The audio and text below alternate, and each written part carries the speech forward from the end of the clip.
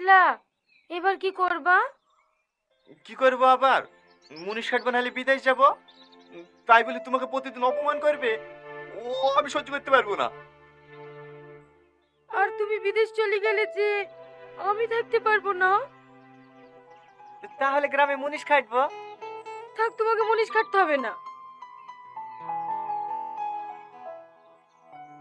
Allow ধরো, এই দুটো বন্দুক দিয়ে তুমি যে কোনো একটা ব্যবসা শুরু করো গা। না না, এ বাল আমি নিতে পারবো না। এটা তো তোমার মায়ের শেষ স্মৃতি। যদি আমি বন্দুকটি ছাড়াতে না পারি। সে বিশ্বাস আমার আছে। আর যদি না পারো ছাড়াবা না, তুমি তো রান্না করতে ভালোই পারো, একটা খাবারের দোকান দাও গা। ঠিক আছে।